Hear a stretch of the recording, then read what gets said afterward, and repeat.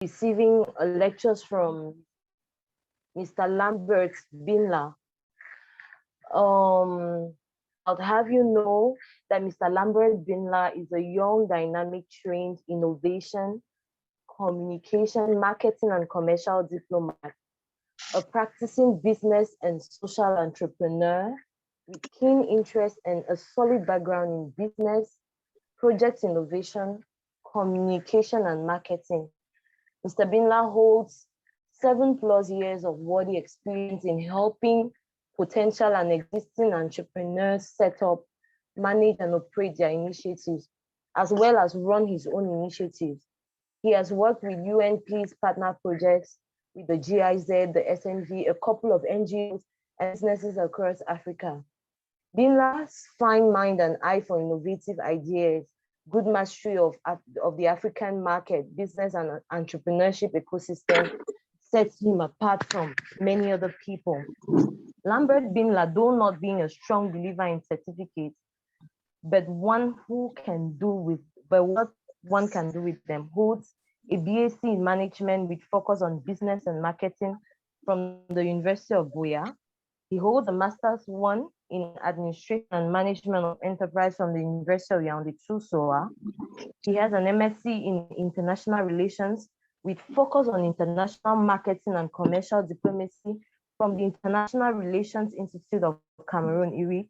He also holds an MSc in Economics and Business Administration, Innovation Knowledge and Entrepreneurial Dynamics from Aalborg University, Denmark, and a master's course in Communication and Global Studies focused on strategic communication from Roskilde University, Denmark.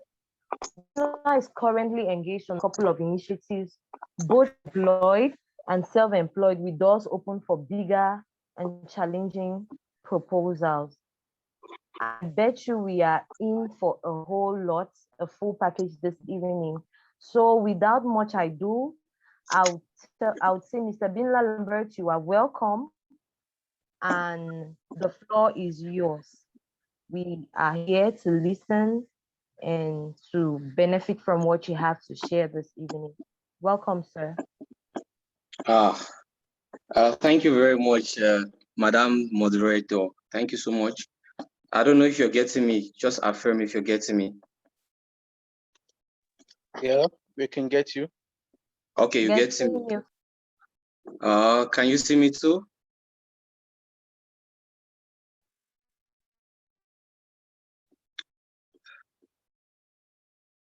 Please, if you're getting me, just affirm you're getting me. I heard Joy but spoke. Yes, sir. We can get you loud and clear. Okay. Okay. Okay. Super. Super. Yes, we can get you, and we can see you as well. Okay. Super. Okay. Thank you very much again, once more, to the moderator for the introduction. At times, being the person that I am, at times I'd always love those introductory notes, but then for the sake of the exercise, it's always very important to let people you're talking to or people you'll be exchanging with to know who you are and what you have done so far.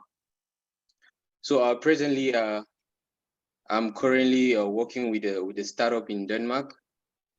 From the T-shirt, you can see it's a dance IT consultant. We are probably in Europe, very active in Europe. We're partly in the Middle East. We are also trying to get to some other continents. So I'm manning the business innovation and sales representative strategies for this startup in Denmark, which has yielded a lot of milestones, operating just for a couple of years or so. So today, without wasting much time, since we're already running behind schedule, we are going to be looking at the role of marketing in developing, executing practical, sustainable business strategies. Now, are you getting me 5 on 5? Yes, we are getting yes. you. It's very necessary for me to ask this because I I'm trying to take the contextual reality of our network background into this presentation, so much so that we are moving together. The reality is that we might not have the best of connections, but at the end of the day, we just have to manage. Job had already made me to understand that.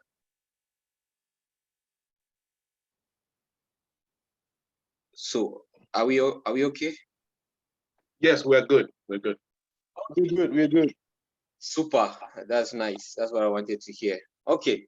So as you guys have rightly heard, the key thing for me here is we are going to be learning from each other. It's true that I'm the key speaker here, but I want you guys to know that in as much as I'm the key speaker, I'm someone who is very open-minded to learn, also to know other perspectives, because I believe that everyone has got something to bring to the table. As long as you are of the reasoning age, you always have something that you can bring on the table. So our central topic for discussion today is going to be the role of marketing in developing and executing practical and sustainable strategies in any business project. Now, what I want us to understand here is that I'm going to be doing a lot of simulations. That is, I'm going to be trying to be talking about what is theory saying, what is there in reality, and what is there in respect to the context of the African market and Cameroon in particular, because these are things that we need to be very, very conscious about, because most often than not, you guys must have understood that 3/4 of startups, business startups, they don't see the growth stage from commencement. And one of the reasons, one research findings says that one of the reasons why these startups don't see the growth stage is because most often than not, people don't take into consideration contextual realities. For instance, I'm going to be giving a lot of examples. For instance, you have a platform Joybird is running, this one inclusive, which is there to help young entrepreneurs to be able to factor out the different practical realities of the market they are into. But at the end of the day, you want to hear probably startups, somebody starts a business today, and the person says, I'm using Google to get my knowledge. I'm using this kind of online platforms to get knowledge. And truth be told, I want to be very, maybe sound in a hyperbolic way, maybe exaggerate it, but I want you guys to know today that there is no creative or innovative idea that you will see in Google or other platform that somebody has developed and put there for you to take and put into your business, stricto sensu, without altering, and it will give you success. That's what I want you guys to understand as business inclined minds people. There is no strategy anywhere on Google or any learning platform or any textbook. Google or these 100 top Forbes businesses that you see today in the world, you are never going to see them leak their success secret on the internet. They will say, somebody will come up with a book and say successful strategies used by Google, successful this used by this. These are all ways to sell this book to you. These are all ways to sell this material to you or to get you clicking, what we call sensational reporting or sensational write-up, where you are entitled, hey, you have gone to Google, you have seen a write-up in Google, and the write-up said these are strategies that Google used to succeed. No, Google is never going to disclose their success secret to anyone for any purpose. Even when they are, even with businesses like KFC and maybe McDonald's that have franchises across the world, these businesses at times will not even leak their secret of the success of their business model to maybe people they are franchising their business to. For instance, when you have a franchise situation like maybe KFC, maybe operating in Kenya, you understand that the final ingredients that make up KFC to be what it is today, these ingredients are sent through freight, through transport and logistics. They are sent to these companies that operate this franchise because they cannot give them the secrets of making these ingredients themselves. Same with Coca-Cola. When you see Coca-Cola brasseries producing Coca-Cola in Cameroon, you're not going to think that Coca-Cola Cameroon the franchise in Cameroon, they have the success secret of Coca-Cola Global. No, because Coca-Cola still prepare these ingredients in a secret kind of way. Probably this kind of businesses, which are more of a legacy, it's only maybe the family, the immediate people who are to inherit these businesses that have this secret, and mostly family members and close friends who start up these initiatives. Are we together? Yes, sir. We are together. So Yeah, I'm sure. You're fine. this introduction is just to let you guys understand that Lambert is going to be discussing a lot of things that you find very comfortable. But I'm talking here like someone that has run a couple of businesses, and none of them had ever closed.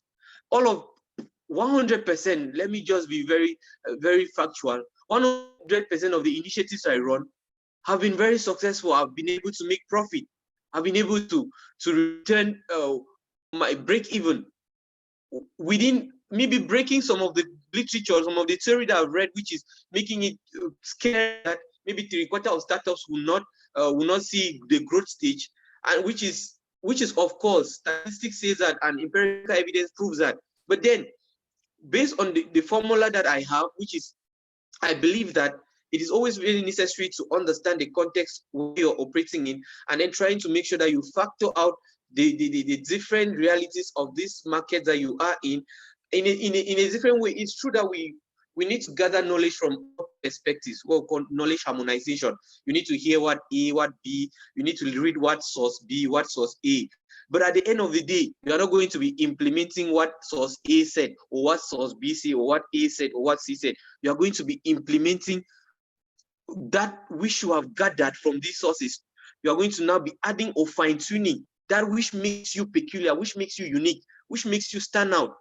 And that's why I want us to start by looking at the role of marketing in developing and executing sustainable strategies for any business project. So I'm going to start by saying, let's first of all look at the three key concepts that we're going to be looking at. Sustainability.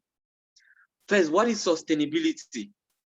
If you're someone that reads broadly, that reads and maybe follow news, you understand that sustainability is a concept that is mostly used in call it in maybe in the domain of green energy, in the domain of preservation, in the domain of not necessarily very much used in business, especially in the 20th centuries and all that. But now in the 21st century, the term sustainability has been very pivotal in business analysis, in business setups, or it's now become a common parlance or a common diction in the business milieu, where you hear everyone is talking about sustainability. But if you want to look at sustainability with respect to the etymology of it, from where it's emanated from, it's mostly used in those non-business fields. And what is the definition of sustainability? From looking at it from the initial definition of it, simply refers to the fact that you should satisfy the present generation without jeopardizing the needs of the future generation. Meaning that when you hear the United Nations talking about sustainability, or maybe they're talking about environmental sustainability with respect to being environmentally friendly, they're trying to say that we should do those things now that will not jeopardize the next generation from living healthy. We should be able to use electric, what Elon Musk is doing with electric cars, with electric cars. We should be able to right now to be using electric cars so much so that we should not deplete the ozone layer, which will have adverse effects on future generation. We should not do this, we should not do this, we should not do this, which will have that sustainability from a purely more pure science base. That is coming up with concepts or developing strategies that will imply you are satisfying the present generation without jeopardizing the needs or the existence of future generations, in a nutshell. But now, extrapolating that concept now into the business field, what is sustainability with respect to business? Sustainability with respect to the business world simply refers to those strategies that you are putting in today into your business that will entail the business surviving for the next 5 to 10 years. That will entail a business living across generation. That will entail a business making revenue across the board, year in, year out. Sustainable strategies that are unbeatable. And sustainable strategies do not need to be rigid. You don't need to have a strategy today. You can come up with a very good strategy today, and you look at the sustainability of that strategy. You say, this strategy will be able to sustain us for the next 2 to 5 years. But what you don't have a monopoly over is the competition in the field, is the other external factors that you might not necessarily control. When you do your SWOT analysis related to business models and all that, you understand that there are some exogenous factors when it comes to the business that you will not control them. You can only adapt to them to be able to accommodate them and move forward. Why I'm saying this is because when you develop sustainable strategies, you should be able to understand that at one point in time when maybe an external factor is a threat to you, you should be flexible enough to fine-tune or to come and customize that sustainable strategy, which in the light of your business still remains your sustainable strategy, because this is you now thinking that the fact that I have these strategies, if tomorrow dynamics of the environment or the business environment change, what am I going to do? I'm going to come up to say, okay, this my strategy was that I was going to be doing this. But with respect to present dynamics, it's going to take me some smartness to be able to fine-tune this strategy to accommodate my business to live for the next decade or the next couple of years. A practical example, a lot of businesses that were offline, a lot of businesses that were fine with direct sales strategy. That's a marketing strategy. Businesses that needed to go and meet people one-on-one, personal selling, and talk to their clientele or to their customers to be able to close to close deals, to close and sign deals. What happened in the coronavirus? These businesses adapted their sustainable strategies to go online, to open an online base. So a lot of things that some businesses were not online, were not doing, they're not doing, because coronavirus has come and has changed the dynamics.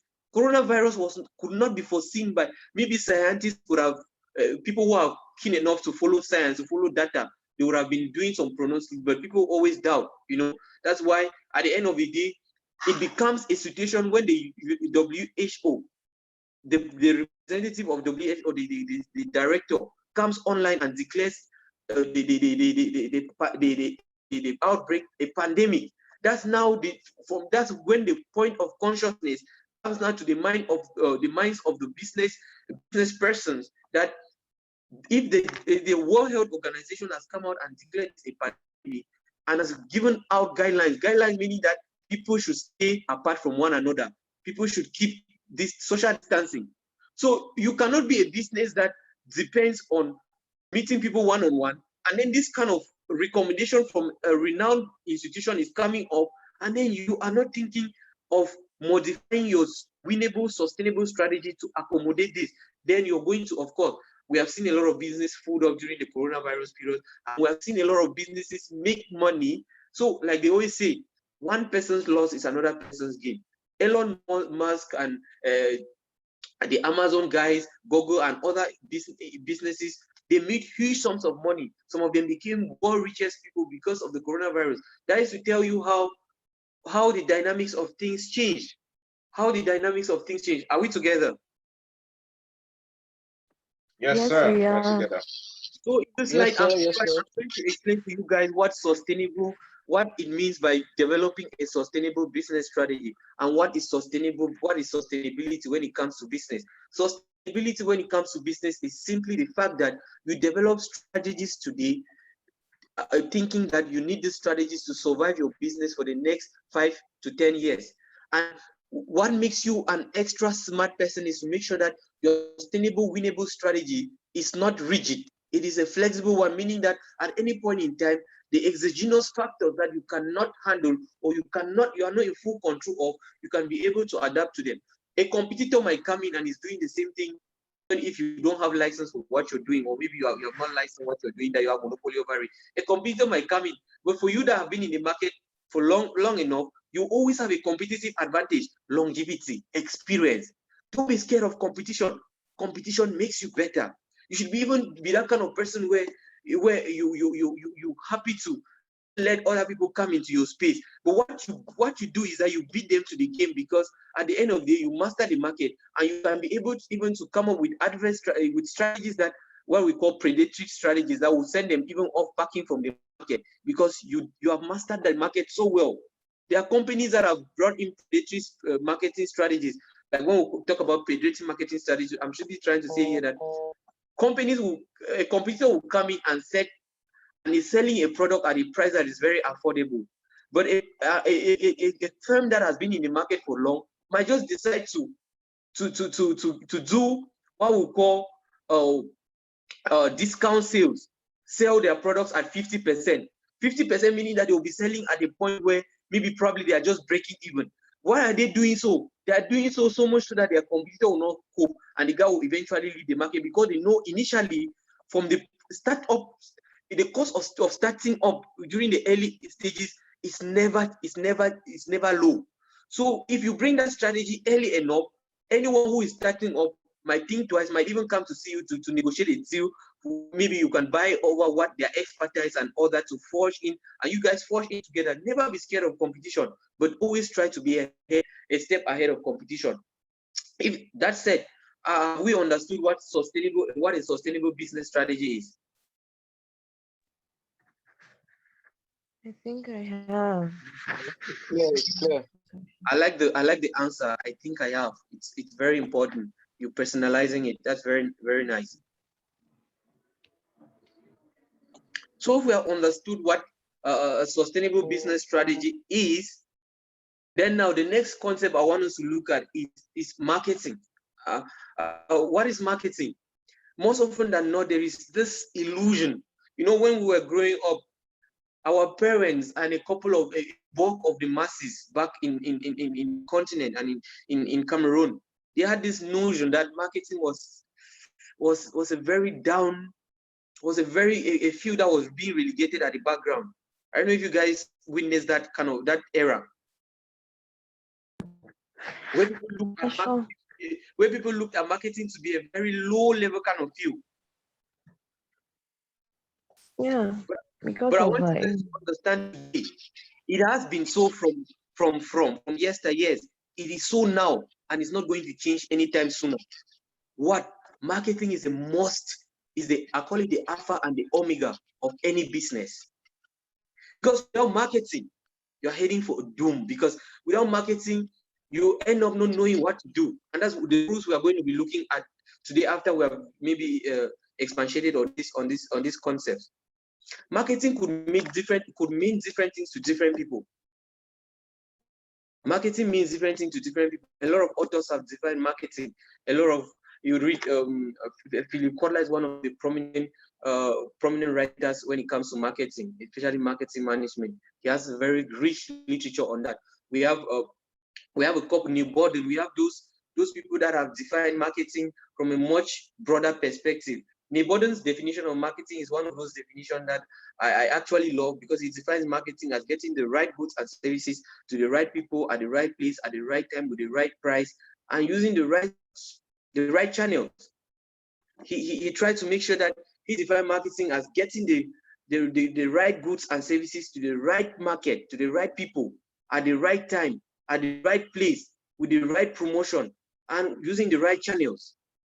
But when you look at Philip Kotler, he's defining marketing from a more managerial perspective, which are all this marketing is a conceptual reality of making sure that you come up with a product, and then you get the product to your core target market, to the what we call in French ciblage or ciblage. But in all this, what you need to know better about marketing is the fact that marketing is it's the most important, like I keep saying, it is the most important department of any enterprise. That's why top-notch marketers are rated among the highest paid in international companies, in multinational platforms. They are the most paid. They are among the highest paid when it comes to, maybe after technocrats, the next stage of people in the company that are being paid well are marketing guys. They are almost always at par with the technicians. But you should know today that without marketing, the technicians will not even be there. So credit to the marketing department. And most often than not, communication and marketing always, some companies, you might go to a company and you find a communications department and you start saying, why don't they have a marketing? No, don't. Some companies force this to work together. Communication and marketing, they actually go together. But you should know that you can communicate without marketing, but you cannot market without communicating. You can communicate without marketing, but you cannot marketing without communicating. That's why some people, some business prone persons will say that marketing is a more complete form of communication when it comes to doing business. Marketing becomes a more complete form of communication when you're doing business, because with marketing, you are able to read the signs and signals, you are able to read the feedback, you are able to adjust your communication strategy, you are able to distinguish which communication platforms you're going to use, you are able to know how to follow your key performance indicators, whether you're using social media, whether you're offline, whether you're using your financial tools to be able to measure your key performance. At the end of the day, marketing is the alpha and omega of any business initiative. So with that said about marketing, the next thing I want us to look at is a strategy. What is a strategy? You have heard a lot of people sound smart.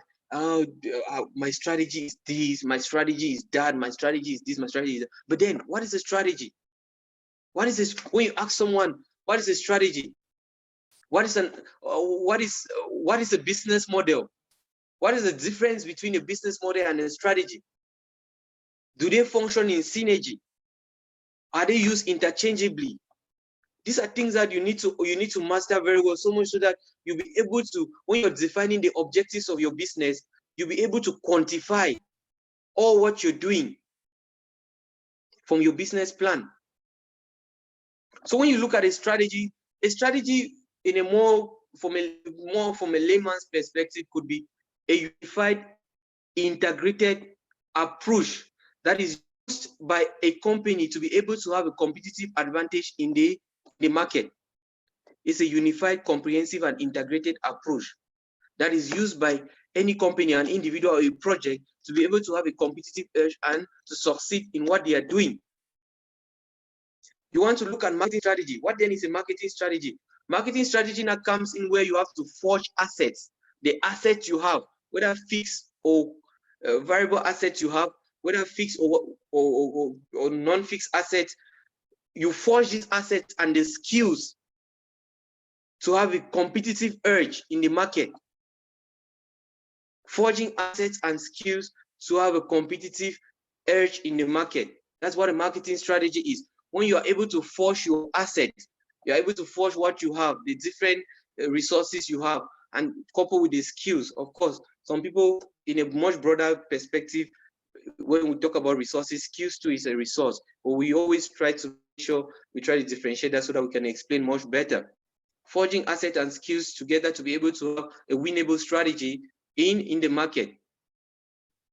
So now, if we have known the three basic concepts of what marketing is, what sustainability is, and what strategy is, now the next thing I'm going to be heading to, if there's no question, if there's a question at this interval, maybe someone could ask. Yeah, please, I would like to get the difference between a strategy and a business model, like you highlighted, like to give me that Okay. that clear cut between the two.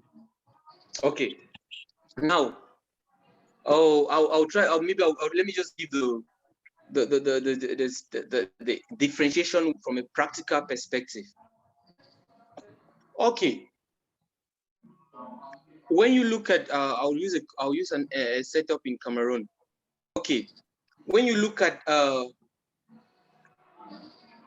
MTN mobile money in Cameroon, their business model, which of course aligns with the entire MTN business model, is the fact that they provide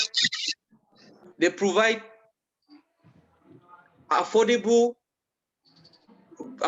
segmented price services to the different markets with respect to financial viability.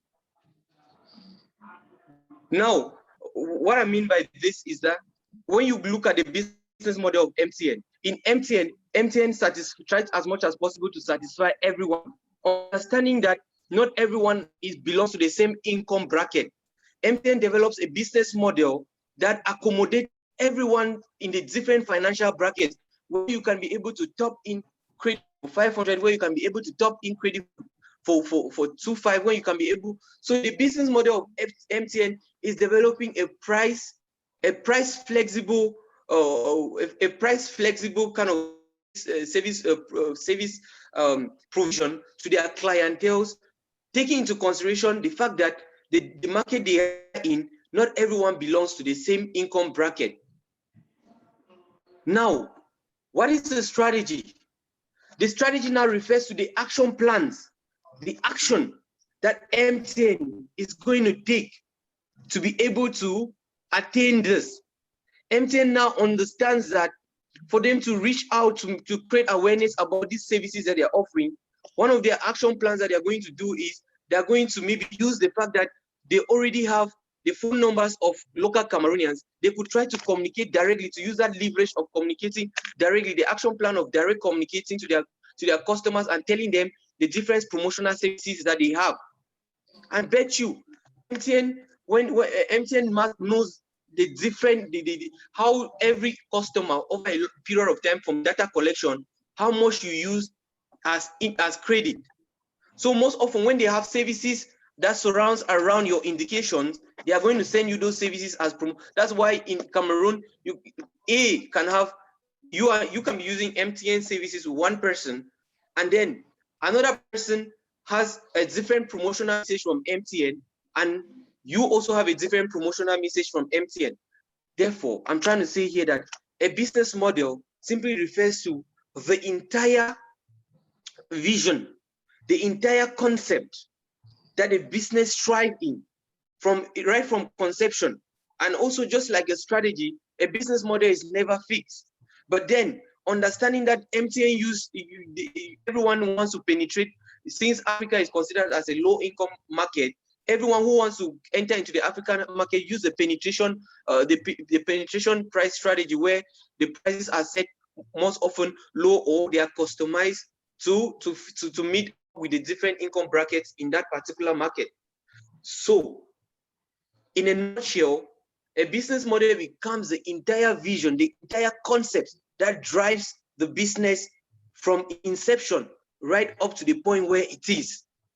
Whereas the business strategy becomes that action plan that you put in place on a day-to-day basis to make sure that objectives are attained. And these objectives are of course, will be linked into the business model, not so.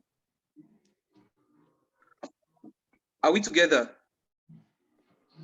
Yes, we are together. Yeah. And of course, these objectives link to the business model, and the business model is also linked to the business plan. That's why one of the main key aspects or segments when you're developing a business plan is a business model. You clearly define your business model there. A couple of theoretical frameworks where you can be able to efficiently differentiate your business model with respect to these aspects I'm telling you: price and initial conception, the ideology, it's a whole synergized concept.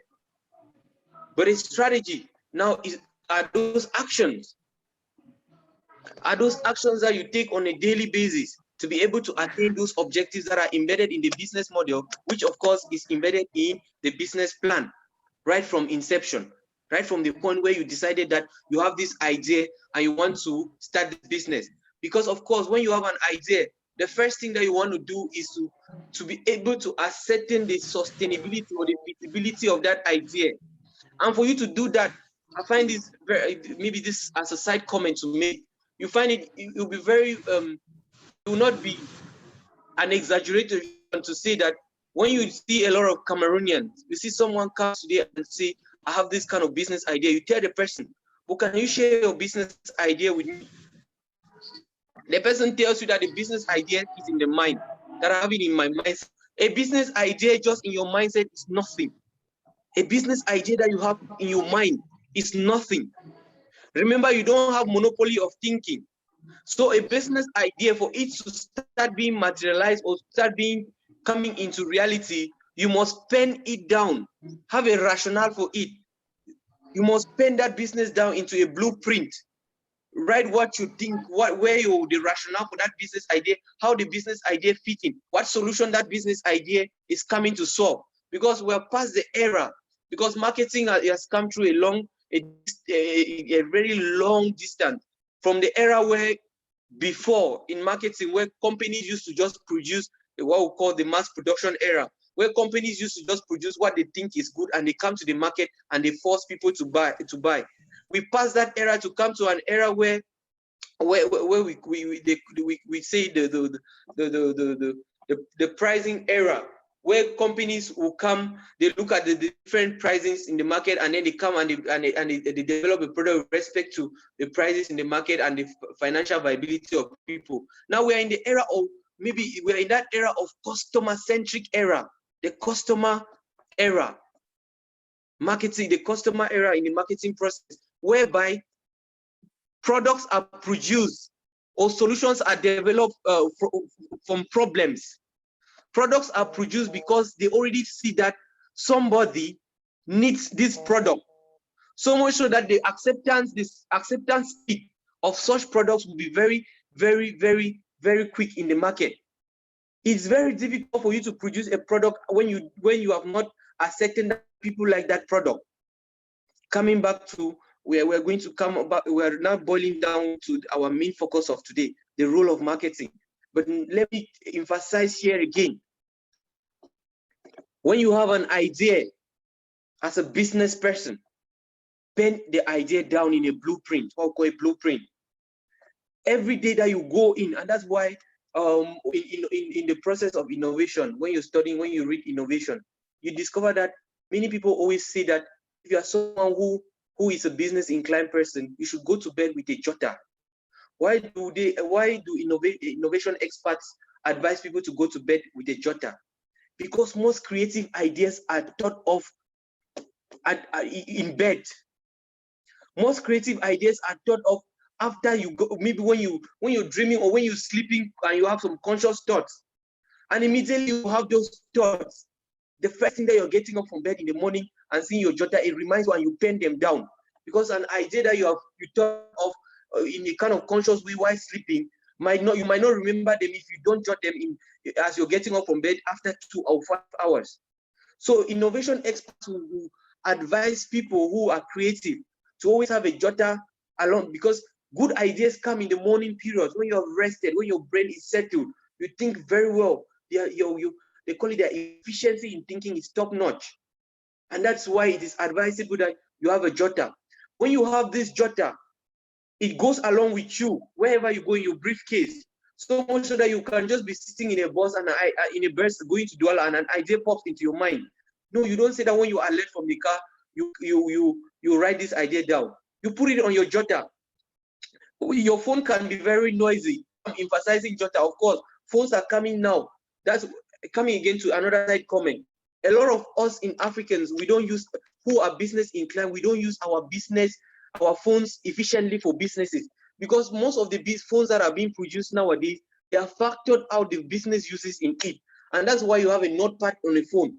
But now, due to the fact that we know that your phones can be very easy because of social media, subscription into different social media platforms, you might want to open your notepad. You might not want to talk to someone, or you might not want to open your phone, because if you open your phone, you might be tempted to see a message which is noisy, and it might lure you to reply, and you might forget what you intended to do. That's why I always advise that a jotter, writing still remains one of the best things that ever happened to scholars and non-scholars. When you write something down, you retain it better than when you just talk about it.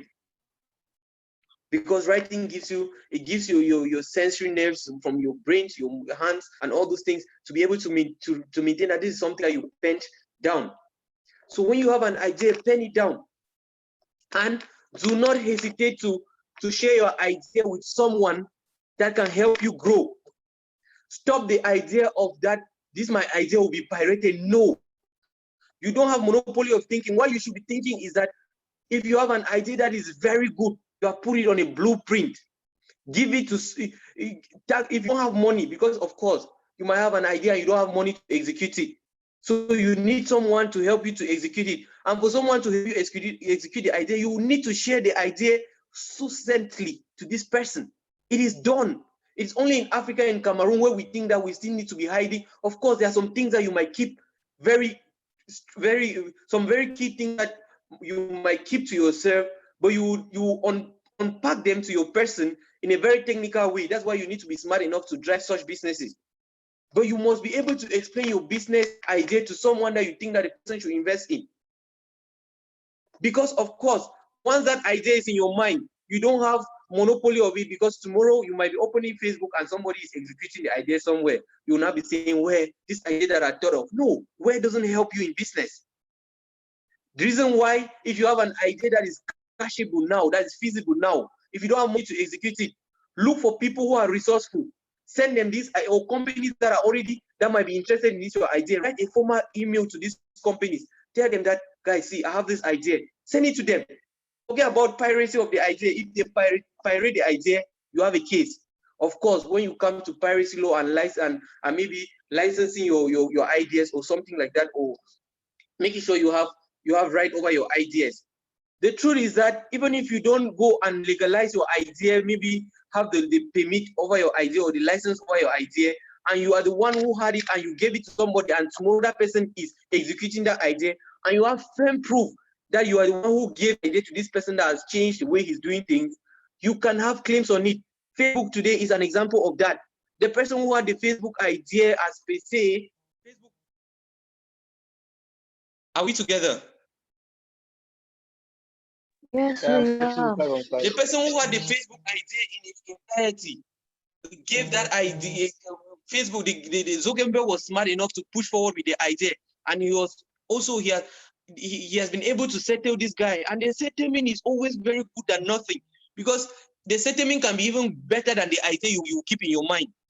So it's better for you to be able to leverage this idea when you can, and cash out on this idea if you cannot execute it alone. There is no business that has grown, that somebody has started and has scaled up to a level that is a full-fledged company, and it has been done alone. You cannot carry business alone. You must think of bringing people. This is on a more level, we are talking here, I believe I'm talking to professionals. We are more professional here. Keep the issues of backbiting, jealousy. Those are factors that will factor in our business. But you should not be able to, you should be able to decipher who is jealous, who is an enemy, who doesn't want. There are, of course, family members that have good ideas that if you define professionalism and they sign contracts and one of them breaks the contract, you fire them. You don't say, hey, mommy has called me from the weather. How can you fire brother? If brother has break the rules of the business, fire him.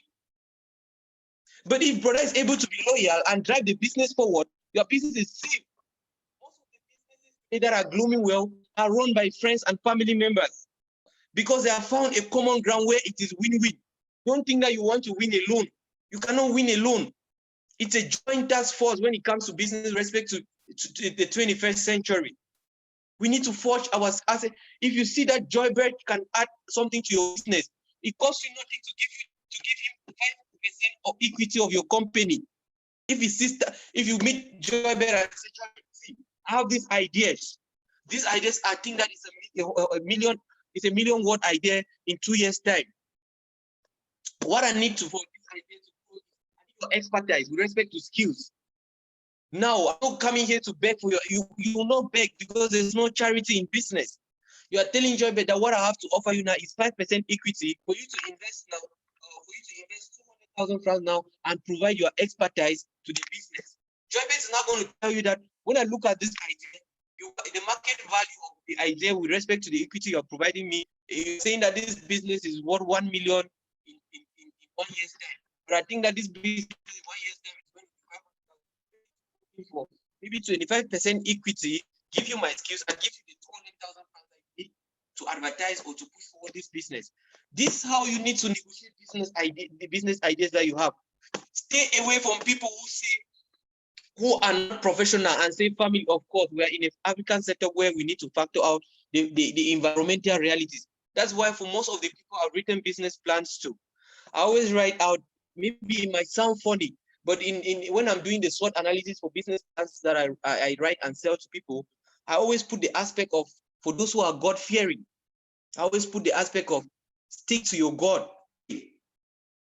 Because spiritism is a reality in our context, in the world today, and in the 21st century as we do in Africa. But spiritism again doesn't befall you if you are honest and if you have not harmed somebody. But we need to be cautious. I'm not saying that we should throw the fact that we need to be prudent and cautious away. No, we should not. But you should stay away from closing open doors because you think that this person is coming. So what you need to do is define the terms of the business, and if the person feels you, because in the terms of business, you say that if you pay one time, you give a warning letter, which of many companies do, they give you a right. If it's a mother, if you're working in your company, you should be able to stand and say, Mama, here I quit with you. With respect to business, we are parting ways, we cannot continue. When you have this guts to be able to tell friends and family members of your business that are faltered, then that's the first point. You have defined professionalism. And that's what will make your business to flourish. That's what will make your idea to be sustainable and feasible. So I'm repeating, don't be tempted to do things unprofessional. I'll keep citing contextual reality ideas. In 2013, I was sent money, 6 million by a friend from South Korea. I had to open a balloon business. Now I had to look into this business. Now I didn't have expertise in balloon business. Balloon business is people who buy bales that come from China, Europe, and these second-hand dresses, and then send to people, to Equatorial Guineans, Cameroonians who open these bales and sell and then make money for themselves. So I had to strategize. So what I did is that I met someone in Bogota who was doing this thing. And I called the guy and said, Bo, how much do you make in a month? He told me that I'm selling for someone, and the person pays me 70,000, 60,000. I called the guy and said, we are bringing in a business. We want you to have 20% equity of this business. We're going to put in about 10 million into this business. And when we put in 10 million into this business, we want you to put your expertise. Since you already have customers, you already have an experience in the field. We want you to do this. And we succeeded. In 6 months' time, we were running 100% profit already. Now that's to tell you, these are small things that people might overlook. Somebody might be in Cameroon and say, oh, I'm not going to do this business. But truth be told, how many Cameroonians who are civil servants or maybe who are business entrepreneurs can boast of saving? Maybe small startups can boast of saving or making a 10 million in 6 months of startup. Very few. There are some. I'm not going to refuse here. We need to be realistic. There are some, but very few. I've run marché public. That means I've been able to execute contracts for the state of Cameroon. I've run marché public worth millions. So, and the rubrics of the market, these are things that if you master very well as a startup, as a professional, truth be told, you need to, you make much money. And I advise again, when I'm with respect to Cameroonians who are doing business, when you're doing business in Cameroon, I will tell you, anybody who is advising you, who is your business consultant, and the first thing, the person doesn't tell you 5 strategies on how to avoid tax, then how to avoid tax, then the person is not helping you. You cannot keep paying tax to people who are embezzling the tax in the market, but you need to beat them to their game. Tax avoidance is not a crime, it's legal. Donald Trump and others, 50 Cent, other prominent entrepreneurs in the world, they have used tax avoidance to be able to grow. You cannot start a business and you want to say, hey, I'm running to go and pay this my tax. Don't be that hesitant. Be a tax genius. Be able to know the loopholes you can use in the system that you can use to be able to foster your business. Be smart. Always be a step ahead of the different people you are dealing with. You should be able to pay what is due you and what you think that you can pay. Because of course, when you see your taxes being used in a system as a business person, being used for the right reasons, you are motivated to even pay and want to pay more. But we cannot keep paying tax as small startup businesses when the government is not providing us with a healthy entrepreneurship ecosystem, and then they end up still embezzling the money. Cameroon is rated 121 out of 135 countries when it comes to rating the entrepreneurship ecosystem in the world, far beyond countries, smaller countries like Botswana and others. So you're asking yourself, what is happening? The entrepreneurship ecosystem in Cameroon is not healthy. And for you to be able to survive in it, you need to be extra smart. Extra smart means that you should do things that will not implicate you. Of course, if you avoid tax, and you are taken to court, they will not do anything because it's a loophole that you exploited. You didn't kill somebody. You didn't. Tax evasion is a crime. Evading tax is a crime. Now, this is me trying to make sure that you guys have a professional view of how things should be done. And I always say this: don't be in a hurry. Don't be in a hurry. Like I read Jobe made the same insinuation somewhere. Don't be in a hurry to scale up. Remain small until you are comfortable to risk much money to scale up. If you're operating a business today that gives you, that is at a small stage and gives you maybe 500,000, 1 million every month, stay at that lane for a period of time. If you have done your calculation and you discover that if you scale up, because when you scale up, the first thing you need to understand is that the eye of the government falls on you with respect to now taxes. There's no way when you scale up and you are that big, you can hide some of you can avoid some of the taxes that you might even avoid when you're small. So you should be able to remain small to a point where that's why I always encourage micro, macro, and medium startups and small startups to be at that level, gain a lot of experience. And when you have gained a lot of experience, you now scale up. You are scaling up because you think that with scale up you can make 2 million when you are making 500,000. But don't scale up when you are making 500,000 to go and be making the same 500,000. It doesn't make business sense. It entails more cost for you, more headache, more stress, and all that. Are we together? Yes, we're together. Let me just come in quickly. You have about 5 minutes to round up your presentation, and then we go to question and answers from me and then the candidates. So now, these are things that I'm trying to make sure that you guys as professionals, you see things more differently. Be able to, when you have a business idea or somebody calls you on a table, look at things from a perspective that shallow minds will not look at it. Someone who is excited to start a business, they are seeing people doing business online, we just go verbal. Many of them fall out without. There are a lot of them on social media that are folded up without even seeing the limelight for 1 year. You guys know them. You know them around your circles. There are people who are just social media happy. There are people who are doing it just for the fame. And don't look at every entrepreneur story online like you want to emulate. Be able to read their detailed story behind their success. Some of these guys who are running entrepreneurial systems are using it to hide some of their illegal crimes. So they don't care if money is coming out. So don't emulate somebody you think is making super money. Analyze that thing if that place is fertile. So you might be seeing the money you're seeing that the person is making, buying cars and all that, but it's not from that business. That business is just able to accommodate what he's doing behind the scene. So know who is motivating you when it comes to entrepreneurship. Know who you're following and who can help you to be able to see things from a more professional and sustainable perspective. Now, what is the role of marketing when it comes to developing sustainable marketing and implementing marketing sustainable strategies? The role of marketing here is to guide you. You cannot start any business when you have not done what we call market intelligence or market research. Market research simply refers to that if you want to start pop-up business today, even if you want to be selling in a classroom, you need to sample maybe 10 of your close friends in school and ask them, John, if I start pop-up business today, will you be able to buy pop-up? Just ask them simple, basic, or like 10 questions. How many will you buy a day? Will you buy 5 or 2? What intervals? Why will you buy? John will tell you, I'll buy because I think that before I reach home, I'll be hungry before I take time to prepare. So you factor out this thing now, you see that this your business of pop-up is sustainable. Before you start any business, my brothers and sisters, it's very necessary.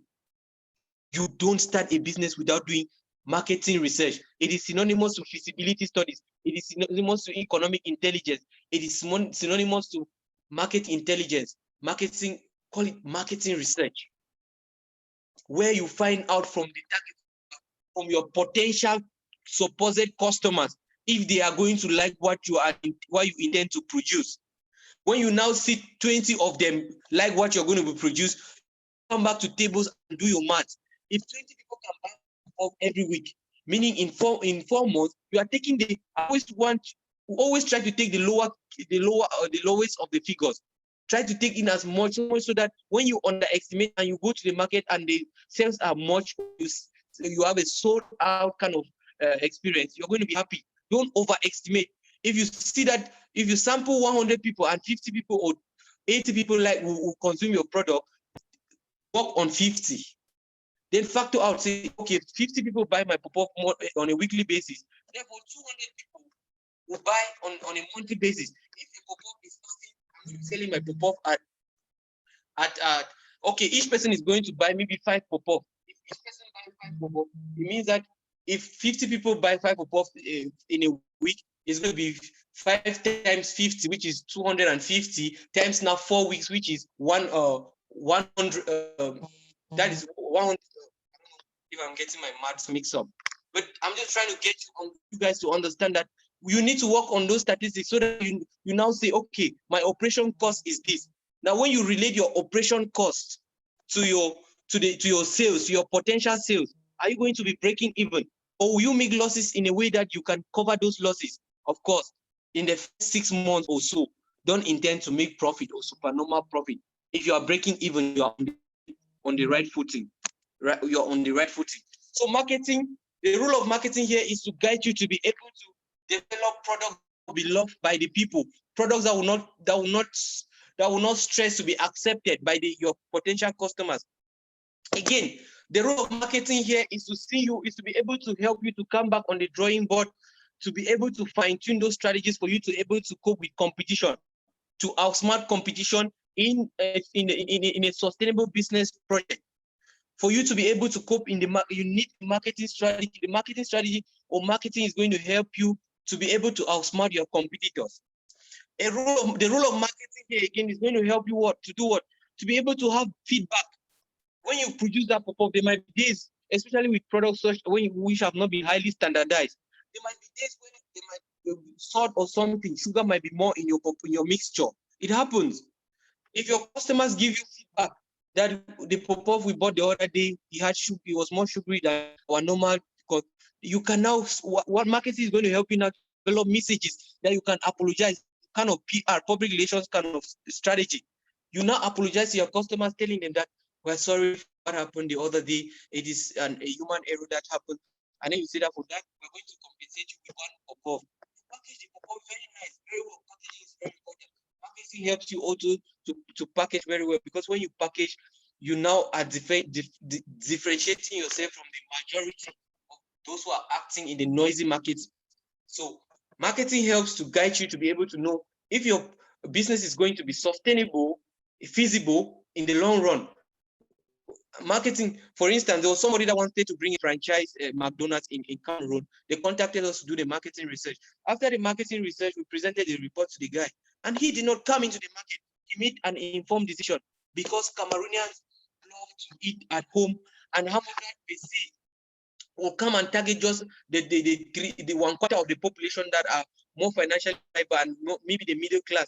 Most often, people will not want to spend maybe 500 or 1,000 on a hamburger when they can even just buy rice or buy gari and go home and cook. So this is the mindset of the market. So if you know that the population you're going to be targeting will not cover your operation costs and the franchise deal you're going to sign with this company, then you don't go for it, because you might end up just losing your savings or your risk capital. Of course, the fact that it is risk capital doesn't mean that you should lose it like that. That's why we always advise. Always make sure that you invest just your risk capital in highly volatile businesses that are very delicate. of course, you need to take risks as a business person. When you see something, you go for it. Rounding up, I'm saying that the role of marketing in sustainable in developing and implementing or executing sustainable business strategy is to guide you to know if your business is going to be profitable, is going to be sustainable. It's to help you to be able to cope with competitors. It's to help you to give feedback, and then it's to help you to develop ways in trying to make sure that you make your customers feel at ease with you, feel at home, feel part of your business. When you're able to apologize to them, when you're able to relate with them on a more personal basis, rather than just thinking that it's all business. No, at one point you need to make sure that you factor your customers as part and parcel of your business, so that you don't look at them from a different perspective. You look at them as part of your business. That said, I think that's that I had for today. I didn't actually had a lot of time to prepare, but I think that with these few ideas that we have shared and from the questions that I'm going to receive to give an attempt to, if there's something that I've said which doesn't resonate with you very well, and you think that you have a better notion, don't hesitate to share with me, because I'm that kind of person that is open to ideas. But you should, before we wrap up, we close. Know today, innovation, sustainability strives in the 21st century in innovation. But don't think that innovation simply refers to bringing new ideas. The holistic definition of innovation simply means doing something that somebody is already doing, but in a different way, or bringing something new in the market, according to scholars of innovation, right from Christensen and others. You read their literature, you get to know this. So innovation is doing something that somebody is already doing, but in a much different and advanced way, in a kind of different way, in a kind of different approach. Or innovation still can still be developing and implementing something that has not been done or has not been done by anyone. It is your first creation, what we call you are an inventor or something. That could still be an innovation. So innovation is more holistic nowadays than it was some years back. Thank you very much for listening. And the floor is to the Madam, the moderator. Awesome. Thank you so much, my brother. Thank you so much. Incredible deep insights. Okay, so the second part of this after Lambert's presentation is where I will ask some particular questions that I have written them down from his presentation. Then the last part of the session is where the candidates or the participants will now ask their questions. Okay, so I have a couple of questions. The first one is you shared about the startup you're working with, and you guys have grown into more countries in Europe and already looking at other continents. So how do you build a market entry strategy? You want to enter a new country. What do you look at? What do you advise executives to look at when they want to penetrate a new market, especially in a new country? Okay, Jobe, thank you very much. This is a very pertinent question. And I want to make a simulation with respect to this question with the practical reality. That's something that just happened to Cameroon. Like Joybet had been saying for a while now, you understand that penetrating a new market entails understanding the contextual realities of this market. I want to bring us to an example.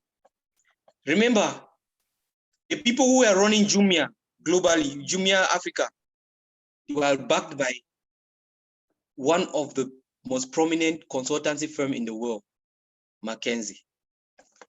Now, it will be shocking for some of you to do that. McKinsey is a consultancy firm to an African business, and the business folds up in a new market like Cameroon. Now, this is to tell you again, some people would think that it's because this company, this consultancy firm has been there over a period of time, they are super good or they cannot make mistakes. That's why you see a lot of business inclined persons, business companies in Cameroon. They might ignore what John Bay is doing and go in for McKinsey or A, B, and C. They might go in for these top-notch consultant firms in the world. But what I'm going to tell you today is that what Joybed has as the contextual realities of Cameroon, even if McKinsey, which has a branch in Denmark, sends an expert to come to Cameroon to stay in Cameroon for 2 weeks to collect data, there's going to be error in that data. there's going to be error. But Joybet who has lived in this market, grown in this market, been there active in this market, there are points, contextual realities that Joybet will be able to factor that this guy who might be sent in might not factor. And that's why some of these consultancy firms are smart enough now, when they come into a continent like this, they look for people who have been in the field that know about business, that are talking about business, that are dealing with businesses, and then they work with them for them to have a near close kind of experience. Okay, for instance, Jumia came to Cameroon. Their business model was to develop an online platform where Cameroonians can be able to buy online easily and things come to them without moving from their place of comfort. It was a wrong move. It was a wrong move. Why? Jumia did not factor the fact that not only is planning, urbanization in Cameroon is terrible. Town planning and urbanization is terrible. Houses are not numbered. For e-commerce to be able to work in Cameroon, for you to deliver stuff in Cameroon efficiently and at lesser cost, because every logistic company that wants to deliver things to people who are offline, they want to look at what it's going to cost them. Fortunately, as one of my students' job in Denmark, I work with. I still work with one of the biggest Danish logistic companies as one of their vicars. Most often than not, we receive parcels from Germany, Sweden, and we scan those parcels, and we'll be able to put these parcels in the right direction for them to be delivered to the people. Now, Denmark is one of those economies in Europe that has advanced when it comes to e-commerce. I'm making these simulations to better answer Joybet's question. Now, Jumia came to Cameroon and forgot to factor out the contextual realities of penetrating a new market like Cameroon, which is the fact that Cameroonians by nature, a lot of them, very dishonest. A lot of people, report says that a lot of people buy things from Jumia online, and because they were paying on delivery. And when the people who have to deliver this stuff reach the towns, because these towns are not well planned and don't have numbers with respect to urbanization and town planning, you have to call these people to receive their parcels. The reality in the field is that most of these customers, when they ask for these things online, before these things are coming, when they have not paid, these guys must have used the money for one sudden malaria that came in, and then the agent is calling them, they are not picking the call. You are forced to get back this thing back to the warehouse. The logistic cost, who's going to cover it? Another reality in Cameroon is that internet and call services are still operating below par, below what a sunny economy should have. I don't think we in Cameroon, maybe we're still operating 2G or 3G at most. But these are things that could be enhanced. But because there's a lot of corruption, money is taken and pumped into corruption, people are taking them. They don't care about developing things that will, because of course, when you go to a town to deliver a product and you have to call the person, because the strategy was calling people to deliver this thing, and the person's number is not going through because of network. That is the contextual reality that Jumia did not factor.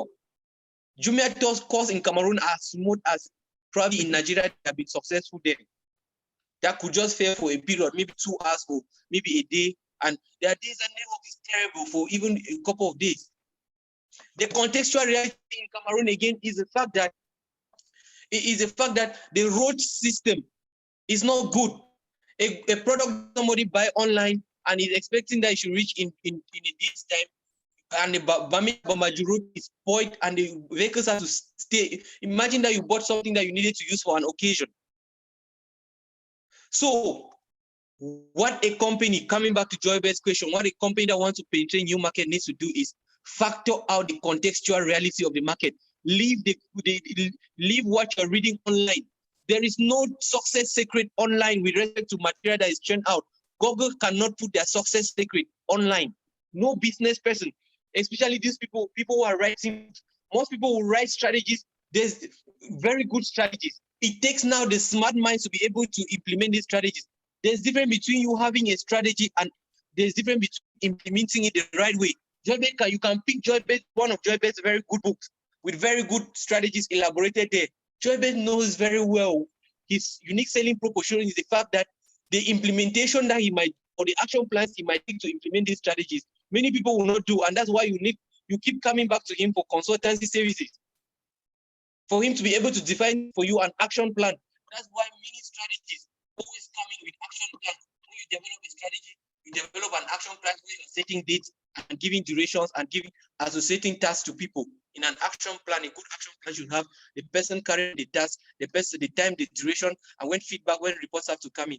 So, Joybird, coming back to your question, for you to be effectively, for a business to effectively penetrate new market, make sure you are aware of the contextual realities of that market, and then you are coming in with a cut-through pricing that is appealing, because like you say, the first law of demand and supply, more is purchased at lower prices than at higher prices. When you are starting, it's always good to use a very price penetration strategy. Low prices initially. When people have accepted your products and they cannot do without it, you might now incrementally increase the prices just a little bit, that they will not feel it. Awesome. And there you go. But without this, if you don't master the contextual realities, penetration is going to be a daunting task, or might be try and error. Of course, with try and error, you might succeed. But don't go and say something that you tried because you had a strategy. That's why many people who have succeeded, you put them down. How did you do this? With respect to knowledge being codified for other people to use. That's why it comes back to the situation of why scholars are very necessary, because scholars can codify this knowledge from tacit knowledge to codified knowledge so that other people can use it. That's why non-scholars will not be able to codify knowledge that they have used to succeed. You actually go to Power Momentum, you ask him his winning strategy, he will just try and error. Yeah. But then with scholars, they'll be able to help them to write this winnable strategy down so that some people can use. But remember, these winnable strategies was just good for a Power Momentum at the time with respect to the contextual reality of that very period. Now, when you are using it, you need to also customize it to suit your contextual reality. Jobe, thank you. Awesome. Thank you so much for that question. So I have a follow-up question to that. You must have touched it a bit in your first response. So the second question is there a process that you can recommend for an executive or an entrepreneur to follow to understand the contextualized realities of a market? Is there like a step-by-step process you can recommend for them to follow or to look at when they want to contextualize a market? Yes, there's a step-by-step strategy. The first step, I like you said, I touched it, but let me reiterate on it again.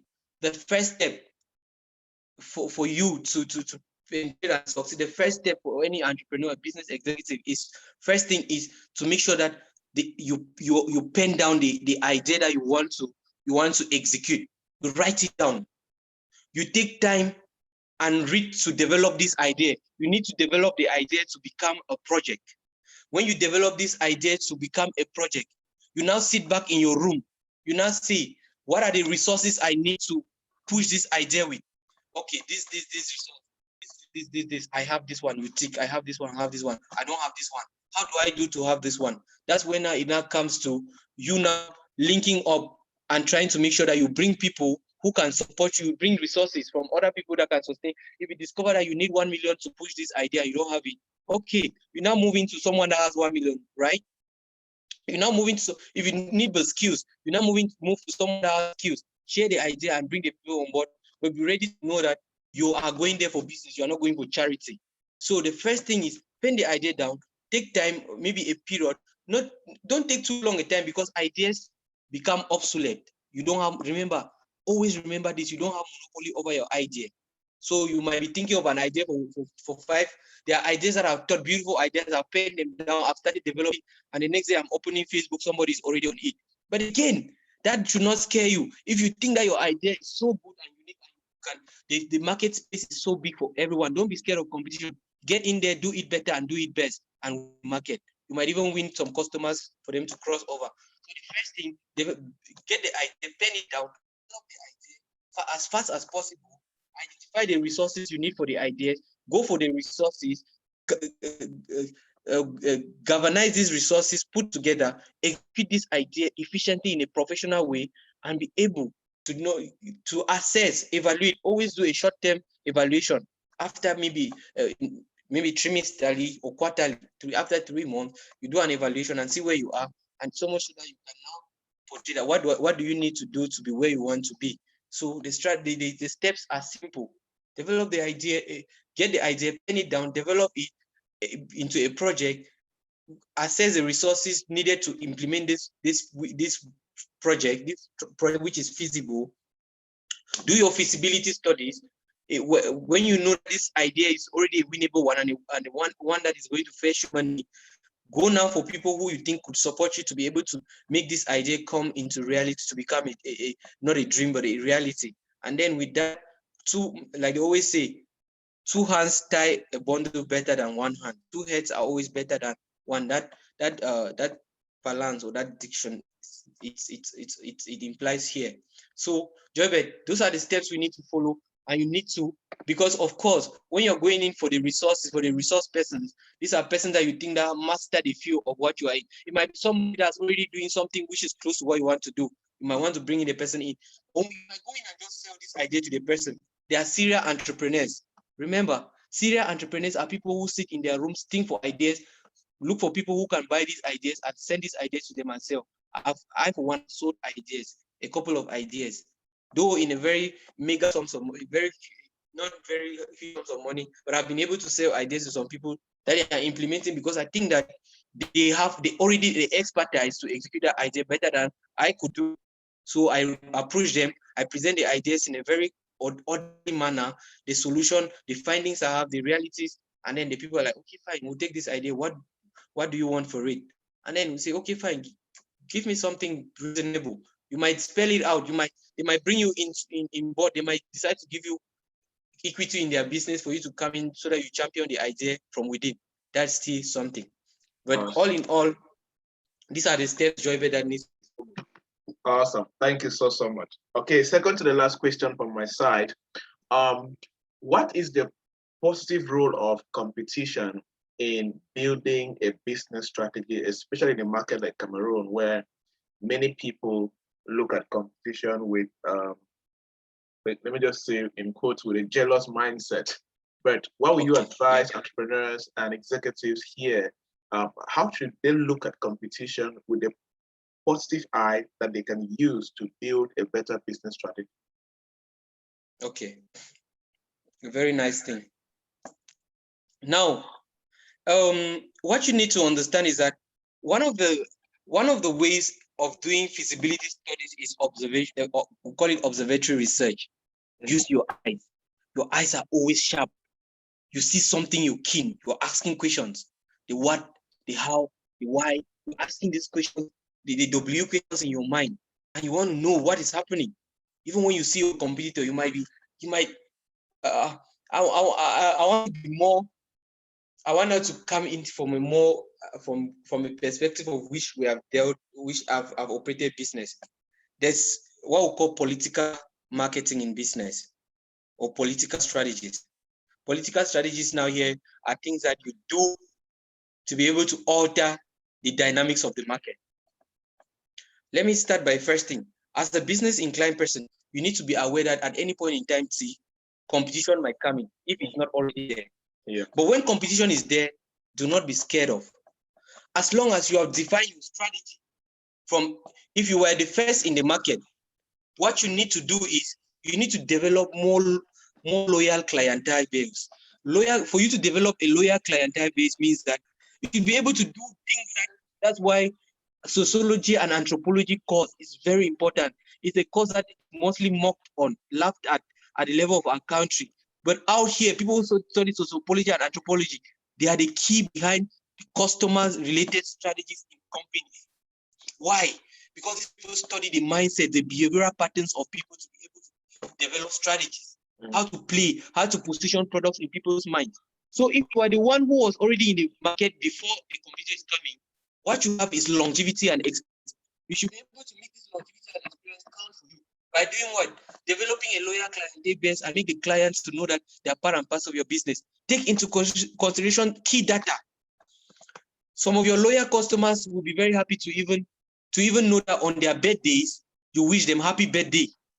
To even know that on Christmas or on days are celebrated, Mother's Day, you know their agenda from your website when they are subscribing to your website. There are some of these key data that we collect. You might be wondering why when you Google search something on Google to buy, the next time Google is floating your messages, you are linking your every communication platforms with adverts of these products because they collect subtitles of this communication. So what you need to do is that you need to be able to do these things that make your customers feel apart from you, that you are not, make them, they are winning. And one of those things that people always, some companies, some startups always do is to be socially responsive in a community. You might just get up your community and you decide to do what? To go visit an orphanage or visit a grandmother or go do some charity work in the quartier. That is your corporate social responsibility. You might think that it's not helpful, but the positioning you have in the minds of your customers, even if a competitor comes and is offering a cheaper product better than yours, some of the clients will not switch. So you need to capitalize on your experience and longevity in the market to be able to know that you can wish your customers happy birthdays. This can be generated from website. If you already do the website for yourself and your clients subscribe to your website, on days like this, your website automatically develop messages and send to them and wish them based on the data they collected and wish them these days. And these people are going to be so happy. Little things matter in business. Don't be scared of competition. On a more positive note, competition should be able to help you to reassess yourself, that you need to brand better. They might come into the market with products that are brand much better and you were sleeping. It comes to reawaken you that you need to get up from your sleep and brand much better. You might even, there are things that, and then competition should be able to make you to carry out continuous research. Always research on, don't think that because you have developed a business and you're making sustainable profit from it, in 2 years to come, it's going to be the same. They always develop research. And that's why one of the businesses that you guys know about Kodak, right? Kodak camera. Yes, I hope. You guys actually know that Kodak was supposed to be a company that was supposed to champion digital cameras in the world. But the guy who was running the department, the research department for Kodak, came up with this idea, because Kodak by then were in the market for films. These films that they go and watch, they go and snap pictures, and you carry the what they call I don't know how they call that stuff, the negative, and then they go print your pictures from. Kodak, the guy who was running that department had earmarked this stuff, but Kodak, as an entire business, overlooked these guys or played down on these guys' research. And before Kodak knew, other people were already bringing digital cameras, trying to better the space, trying to better the experience of the camera. So this is to tell you that as a business person, continuous research will help you to cope with your competitors in a profitable way. Remember, a competitor comes in, if a market is, let's say the market size is 1,000 people, and you can sustainably serve just 200 people. Know that a competitor coming in to serve another part of the market, maybe the other 100 that you are not already serving, is not an issue. But you should just make sure that you are better. You should even up. That's why at times competitors form a monopoly where they come together and make sure that they have one mark, or they set in one. That's when competition now becomes more of a strength, where competitors, guys who are competing, can be able to come together and form a monopoly price, where if you go to competitor A, you have the same price. You go to competitor B, you have the same price. So competition should be looked from a more holistic angle of it being, calling a self-conscious, businesses self-conscious of the fact that they need to do research, they need to always be on alert, they need to be observatory, they need to know that competition makes their business to be better if they are just smarter than, with respect to their experience and longevity in the field, if they are just smarter than the people who are coming in doing the same thing in the field they are already doing. But no one should be scared of competition. There are a couple of businesses that are operating in Cameroon now. I have similar businesses I'm going to be operating at the end of this year, and I'm going to start it in a much more professional way. And truth be told, I'm going to propose deals to these guys, and if they are not ready to come in for the deals, then we play the game of competition, but in a more positive way, not like you just want to be more arrogant and all that. But I just want to say that nobody should scare you from starting a business because they're already doing it. But you should be able to ascertain the fact that you coming in, you are going to do better, and you are going to make profit that will sustainably take you all through, cover your expenses, and make you to pay your bills. Don't just operate a business for the sake of operating it. Thank you. Awesome. Thank you so much. Thank you. My last question, and then guys, you should be preparing your questions for, yes, well, we're following time. Exactly, we should end this at exactly 2 hours. So in 30 minutes, we should end this. So my last question is, what should Cameroonian executives pay attention to when developing a strategy? Like, what would you recommend that, okay, anybody in Cameroon, either in healthcare, agriculture, education, I know in these sectors, there are some particular things they need to look at, but from a general perspective, look at, you know, the Cameroon market better, you know our political situation, you know some stuff, and the way of doing business in Cameroon, our business index is one of the lowest in the world. So, but looking at all of these general things, what should an executive in Cameroon pay attention to when developing a strategy for the next couple of years, both the present and the future? Okay, this is one of my top secrets I don't share, but I'll share with us, because you know I'm in sharing. I could do it. I could do this, what I'm telling you, in 100 different other ways. Okay. Now in Cameroon, let me take for example. You want an executive. You want your business to grow. Your business is currently, you're making a profit of probably $1 million francs as a sole proprietor alone every month. Your turnover could be maybe 3 million, and out of it, your net profit maybe 700,000 or so, or others. So you look at this business as an executive. What do you need to do? Any business person wants to grow. It's ingrained. We're not asking you. It's not common sense. Anyone wants to start a business because, especially people who are serious. I'm not talking about micro or people who just want to do business just for the sake of keeping our mothers who just run something, small shops, small buy and sell shops in the market. I'm talking about people who want to be professional entrepreneurs. Any executive that gets into business, one of their wishes, which is when you read their business plan, it is written everywhere. It might not be written in ink, but it's written everywhere boldly. I want to grow. I want to grow. I want to grow. I want to grow. In 5 years' time, I want to be bigger than I am today. So one of the things you want to do is, first thing, like I said before, you need to factor out the contextual reality of the sector you are in.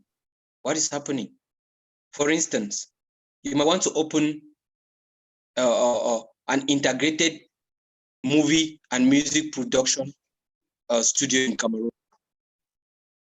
I use the word integrated because with integration, you are going to be making business from both the film industry and the music industry, and generally the entertainment industry. You are trying to make sure that you diversify your revenue sources, so much so that in your business portfolio, if music is slowing, movie is booming, because a lot of Cameroonian stories have not been told. So people want to watch Cameroon stories, but a lot of music that Cameroonians are singing, Nigerians probably have sung those songs. So you might want to develop this kind of integrated approach, buy best equipment where you have your videographer online, your music producer in-house. You have everything in-house. It's a one-stop shop for entertainment. This is a huge project. As an executive, what are you going to do? The first thing that you have done is the fact that for the mere fact that you have said you are bringing in two industries under one umbrella industry, under one company that you want to operate, you're already factoring the contextual reality of the market, which says that at one point people are not loving Cameroonian music because they think that probably most of them are doing copy work. And at one other point, people want to watch Cameroon stories, like we're seeing the Can Quintus movies and all that people are interested in. Want these more stories. You are also factoring the contextual reality that for music production to be effective, you need a good producer. The good producer, if you go out of, some people charge up to 500,000 to produce one beat, one music. So if you have that person in line, the contextual reality is that you want to have this person in line or in-house, that you might be paying this person on a monthly basis. The person has a monthly salary. Most Cameroonian producers, maybe they will go for 2 months without selling a beat. And one time they sell for 500,000. Most of them will be happy to be taking a regular 250,000 francs in-house. So you have these guys in-house. You are certain that you are going to be making money from music production. You are certain that you are going to be making money from videography, where you have a guy with person who is trained. You have in-house design, web developer. You have graphic designers. You have all these services in-house. You have factored out the contextual reality of Cameroon market, where people, when someone wants to come with the music, the person is writing online, hey, who can develop cover art to this music? Who can develop? And then they end up paying maybe 20 to 50,000. That will be money that you keep in-house. And then you might probably do it now for others. That's the contextual reality. Now, on a more political base now, you might be thinking that, okay, with this company, you might want to be renting your equipments to state officials for events, because when the state has very big or some kind of events, they might need a professional cover that they will need external resources from other people, especially if what they have or that ministry doesn't have. So they might give that under some kind of marché public. You might think that you want to factor out public marché in your business, where you can be able to execute private and public contracts for people using your equipment. That's taking the contextual reality. But one thing that you might have is that you might also look at the fact that taxes might start coming. How do I avoid taxes? Okay. You might say that, okay, fine. Let me look at this director, this taxation director in Douala. This guy is a young guy. He's very open to business. Let me go and discuss with this guy and propose him 10% equity of this company. That's smart, dude. That's a very smart move you want to make there. You're going to propose 10% to this guy. The guy thinking you're coming for business, but at the end of the day, what you're going to be doing is that you're going to need the guy to stand up for you when it comes to Cameroonian tax officers who want to exploit businesses, startups without just reasons. So you already have someone from inside that knows how it works and can better tell you how you guys can avoid taxes, especially if you give him a good deal. You might also think that, okay, for me to do my public market, I need to have someone from the taxation that can make my bonds. Because when the government pays your money, you need to follow on with bond the command.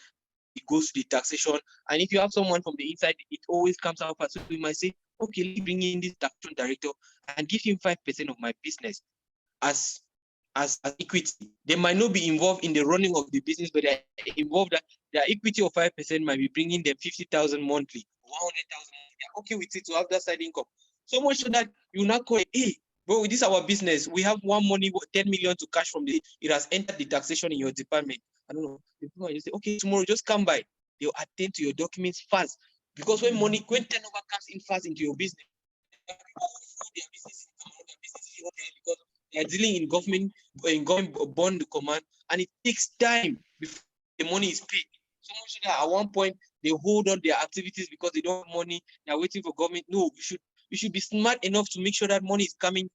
You might even look for someone in the taxation, even if you don't want to give them equity. You might look for someone and say, book an appointment with this, have a conversation. So you're running this kind of business, and go with the gift. Give the person something. Let the person to be. You're not into corruption. You're just trying to make sure that you understand that the system is the way it is, and you need your money to come faster. And you have a friend from inside that can help you to make your money to come faster. Business is not morality. Business is not Christianity. You should know that. We're not saying that when running a business, you should be amoral. You should automatically be an amoral person. We're trying to say that when you are running a business, know that there are moves that you will take that might not necessarily resonate, but you are not doing any bad to anybody. You are doing business moves. There are a lot of those businesses. So the things that you need to do as a business executive is to be able to measure take into consideration the contextual realities, and then know how to use the contextual realities and the resources that you don't have that are available for you in the market. Use them smartly by making money for yourself. Jobert, is that answer awesome? Okay? Yes, a lot of insights. Thank you so much. All right, guys, over to you. We have the next 25 minutes. Any questions for Lambert? Let's shoot. You can raise up your hand and I'll call your name. Any questions?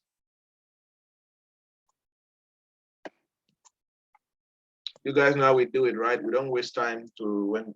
Yes, Honorine, shoot. Go ahead. Yeah, thank you very much, Mr. Lambert, for your presentation. It's true that I got a little bit stop at some point when you began talking about into, entering the tax system, the different little ingredients you were giving for someone who wants to get into business. That's to be street smart, kind of. But now I want to go back to the difference you made between the business model and a strategy. I'm going to repeat what you said, but I seem not to get the difference very well. You Okay. said that a business model is the entire vision or the driving concept or the concept that drives the business to where it is. Meanwhile, the strategy is a day-to-day actions that you drive through to execute the business model. Mhm. And then you use the MTN example. I got lost. In short, I Okay. got mixed up when you were using that example. I'm going to try to explain why I think I got lost. You were talking about the business model for MTN being their pricing system, being tied to the income levels. That's taking into consideration the fact that the income brackets in Cameroon are very different, and their pricing strategy or their business model is based on that. And then you say that the strategy is, the daily actions they take. But now my question is, I'll take an example. When Yeah. you are in the north, in Yaoundé, here, for example, based on how you consume, the the offers that are presented to you are different from person A, between person A to B are different. That explains their pricing strategy, which you talked about in their business model. But when we look at an example, like when you move to the north region, the prices are completely different. Even in short, their offers are completely different from the offers you have here down in the south, in the big south. When I talk of big south, like center south. So I'm trying to understand, is that a strategy or is it their business model? I want to be sure I understand what you call strategy. Okay, Honorine, thank you very much for the question. Let me probably try to elaborate again a little bit. Now, the business model, right, is more of the umbrella, the umbrella concept that the business has been codified to flow from for a period of time. Like, for instance, this umbrella concept, of course, it has a need, the strategies that needs to be executed, that needs to be used to execute this business model. For instance, if you use a canvas, because there's a model that use theoreticians will tell you about the canvas model, which helps form a business model. When you look at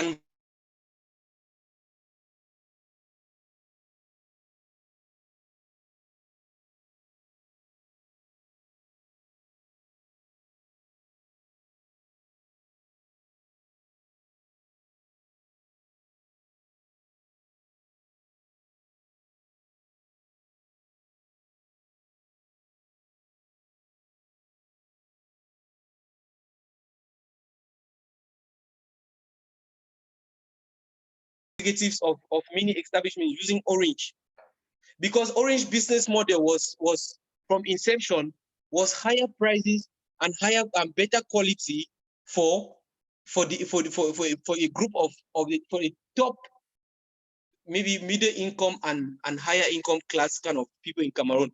But when MTN came to Cameroon, their focus was on the entire market and more so on the mass market. So a business model in a nutshell becomes the entire concept that visualizes how they want to operate the business in a particular setup. Why a strategy now becomes, okay, we have said that in our business model is going to be low cost, a low cost kind of business model. You mostly read this on books. Low cost business model means that our prices are going to be affordable, very low prices. Some people come with high cost business model, high prices, all these kind of things. Low cost now how do we do to be able to implement this low cost business model? Now that is where the strategy now comes in. The strategy now comes in for us to be able to implement this low cost business model. We should be able to do what? To be able to communicate to the people who need these services.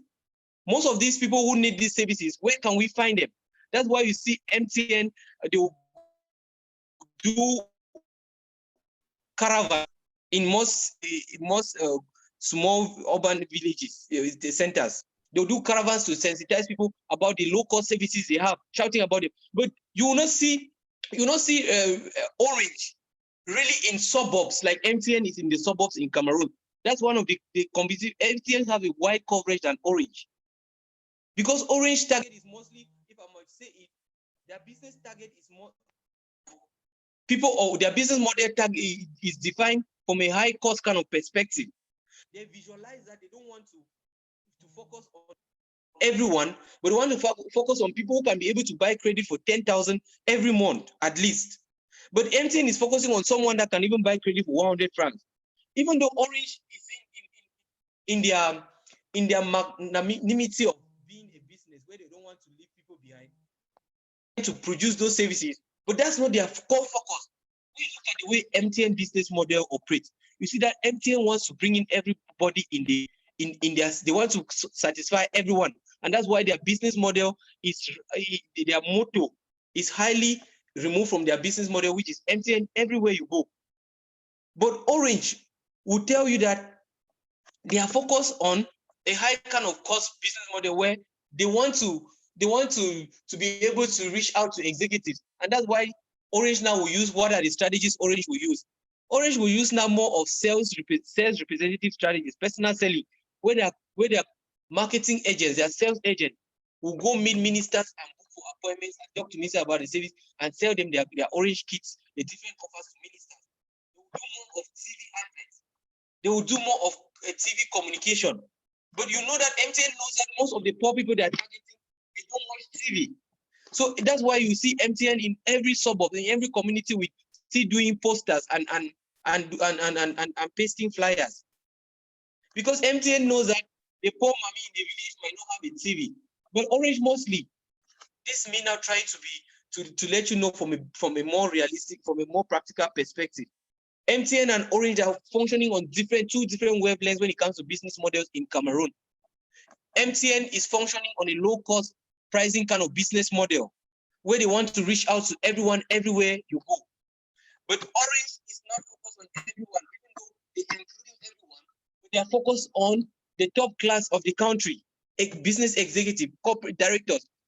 I'll bet you sample 10 directors in Cameroon, 8 out of those 10 they're using an Orange SIM card. But if you target 10 entrepreneurs in Cameroon, low startups entrepreneurs in Cameroon, just for instance, all of us who are seated here, maybe all of us I'm asserting that the first SIM card that all of us will purchase was MTN. If probably maybe we might want to have Orange now, maybe because maybe MTN disappointed at one point where we think that network of MTN was not good and Orange internet could supplement or complement. Honorine, are you with me? Yes, I am with you. So the business model is what is defined to be the philosophy that guides that business to pull through over a period of time. Why a strategy refers to now the action. The strategy of MTN now is what? Going to post flyers, what we call outdoor communication. That's a communication strategy. That's a strategy which is sustainable. They organize concerts and they bring P-Square from the country because they know that youth love P-Square. So much so that during the concert, they can be able to create awareness about their services. Those are the strategies they are using now on a daily basis. Strategy, the action plans taken. A strategy is a unified, comprehensive, and integrated approach. And I want to let you know, Honorine, business plan, business model, strategy, and action plan, they don't function in isolation. In one way or the other, they function in synergy. So you might even find these concepts in most books. It's left onto you now as a professional to be able to say, okay, fine, this is how I want to define my business. This is the long vision I have to my business, and this is how it should be. That's the business model you want to roll out in the market. That, okay, fine. Irrespective of whatever my pop-up is going to be, the business model I'm going to roll for my pop-up is I want the students to consume my pop-up, and students can afford pop-up for 50 francs. So whatever the situation is, the 50 franc price is going to reflect in your business, because that's why in the Canvas business model template, you have place for pricing, you have place for finances, or the cost that you use, and all these other assets that come into the business, to be able to define, to help you to come up with something you can call a business model, which is the holistic picture. But at the end of the day, when you now go into the school, and you now say, okay, you are going to be doing what? You're going to be telling your students that this is the point where you're selling your pop-off, and you sell your pop-off every morning. Your strategy is that you want to sell in the morning, because when students are going to school in the morning, they might not have eaten, they might buy pop-off easily and buy it before they get into class. That's the action you're taking on a daily basis. That action, of course, it's ingrained, or embedded in your business model as well as your business plan. But at the end of the day, you need to differentiate this, find the fine thin line of differentiation between these things. Most often than not, in some literatures, you see them used interchangeably. But I'm now giving you a perspective where a business model is it's what drives the business. It's the entire concepts that the business was, the initial conceptors of the business decided that, okay, we want to start a business. Our business model is that our pricing, this is how we're going, our pricing is going to be low. Our distribution is going to be in just a few towns. So your model is ingrained in that pricing and distribution. Your distribution, someone might say, you might hear DHL say their business model is operating a fast and swift delivery service to all over the world. That's DHL for you. But it doesn't mean that DHL it's only focused, the only thing that embeds their business is delivery. No, but they are focusing on what is their strength. If your strength becomes your price, you mostly hear people talk about their business model with respect to their price. But if your strength becomes maybe an internal, the skill set of your people, you might hear our business model is embedded in the experience and top-notch skills of our different human resource persons. So these are the things that will help define you. But what makes your business work that is a strategy you're going to put up, that is going to be the action plan on a day-to-day basis to see through that this business model is implemented. This business is sustainable. This business is profitable. And let me just help you to state here. The confusion you are having is not unusual. In most theories that you read on the internet or everywhere, even professors, they will tell you that there's always there's always confusion in trying to outline or differentiate a business model and a strategy. It just takes for you to sit down calmly and know what is that thing that drives your business for a long period of time, and it's not going to change anytime soon, because that remains your embedded model.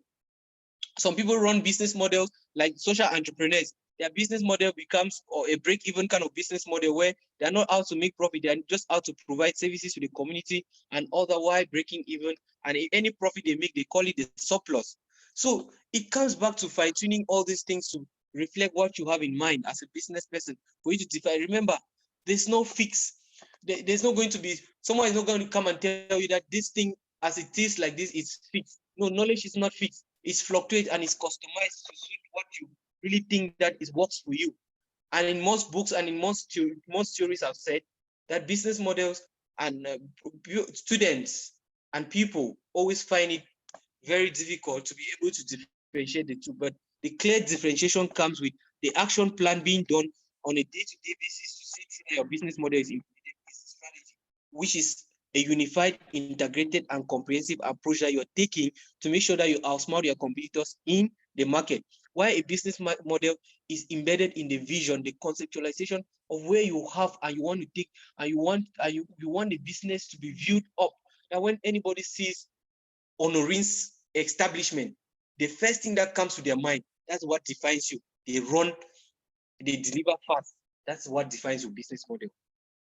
When they see Honorin business, their pop-off is the best when it comes to healthy. Your business model is embedded in being eco-friendly.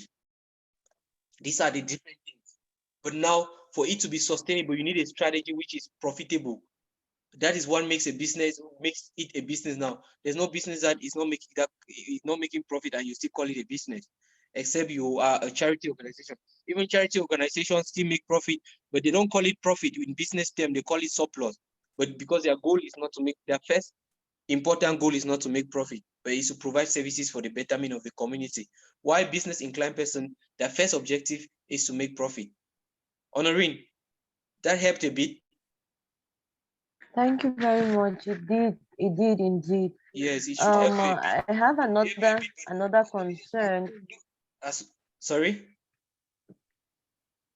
I said I had another concern, but I feel that it might be a bit out of the context of this study. I don't know if we could handle you just that. give Maybe. it. Just hurriedly, just give it. I'll not explain for long again. Just say it.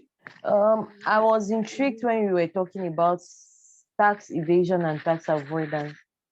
Tax evasion is a subject I'm very, very much interested in pursuing. In short, taxation as a whole. So I was really very much intrigued when you use those two terms, whether there's any difference between them. Because, you get the impression that tax evasion, yes, is a crime. Of course, we all know that it's a crime. And when you talked about Donald Trump and all the other business people, those who have evaded taxes and have been caught, they have paid huge fines. Then you talked about tax avoidance, and you said that there are loopholes you can exploit in the system, which will not be considered a crime, but would be profitable to you as a businessman. So I'm kind of intrigued. Like, it's true you might not be able to outline all the tricks in the book. I'll just give you a vivid differentiation and a practical example. Okay. Tax evasion refers to those things you deliberately do as a business person to make sure that at the end of the financial year, you don't pay what is due you as tax. You deliberately.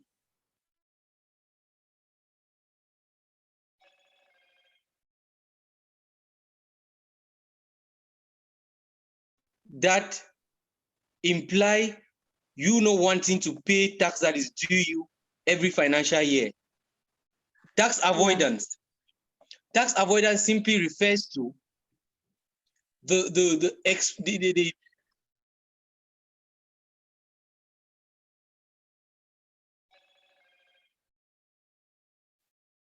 of the law, because you are smart enough to know what the law says and what the law what the law says about the penalty for doing what you're not supposed to do. But now, for instance, in Cameroon, Honorine, it says that according to the business creation law, which is operated by the Ministry of Small and Medium-Sized Enterprises, right? It says that for you to operate a business in Cameroon, the financial year in Cameroon starts from 1st of January, right, to 31st of December. Yes. And you know very well that the law that has opened the creation of enterprise, the way they create enterprises, the CFE center in the centers where they create enterprises there, it says that